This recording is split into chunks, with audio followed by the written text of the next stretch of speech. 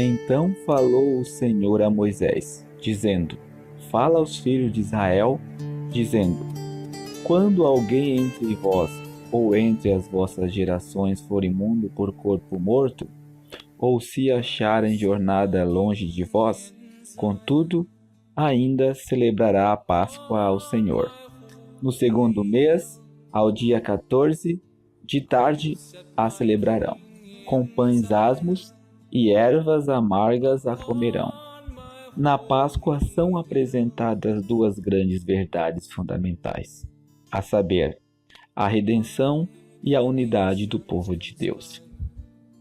Estas verdades são imutáveis, nada poderá destruí-las.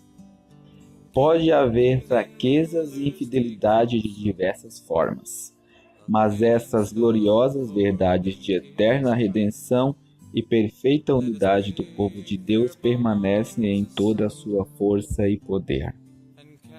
Por isso, essa ordenação, que tão vivamente simboliza essas verdades, era de obrigação perpétua. As circunstâncias não deviam impedir o seu cumprimento. A morte ou a distância não deviam interrompê-la.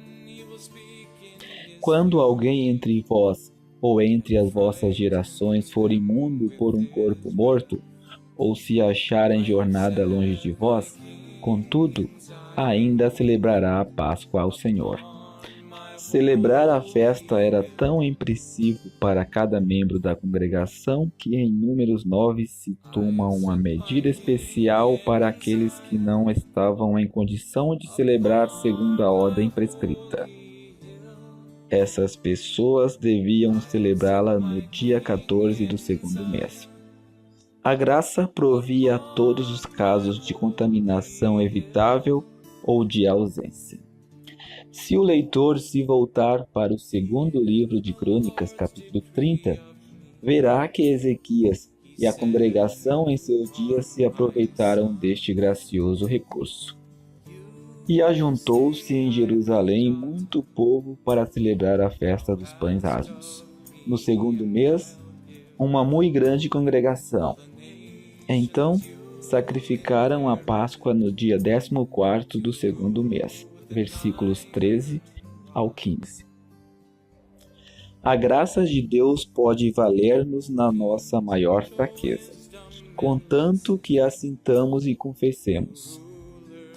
Mas que esta verdade tão preciosa não nos leve a tratar levianamente o pecado ou a contaminação. Embora a graça permitisse o segundo mês em vez do primeiro, não permitia, por esse motivo, o menor relaxamento quanto aos ritos e cerimônias da festa. Os pães asmos e ervas amargas deviam ter sempre o seu lugar. Nada do sacrifício devia guardar-se até o dia seguinte, e nenhum osso devia ser quebrado. Deus não pode consentir que o padrão da verdade ou santidade seja rebaixado. O homem, por causa da fraqueza, faltas ou poder das circunstâncias, podia estar atrasado, mas não podia faltar ao padrão. A graça permitia aquela falta. A santidade proibia esta. E, se alguém tivesse suposto que, devido à graça, podia passar sem a santidade, teria sido cortado da congregação. O leitor notará com muito interesse e proveito o contraste entre o ato de Ezequias, em 2 Crônicas, capítulo 30, e o ato de Jeroboão, em 1 Reis, capítulo 12, verso 32. O primeiro aproveitou-se da provisão da graça divina. O último seguiu o seu próprio estratagema. O segundo mês era permitido por Deus. O 8º mês foi inventado pelo homem. A provisão divina suprindo as necessidades do homem e as invenções do homem opondo-se à palavra de Deus são coisas totalmente diferentes. Isso não nos diz nada? Certamente que sim.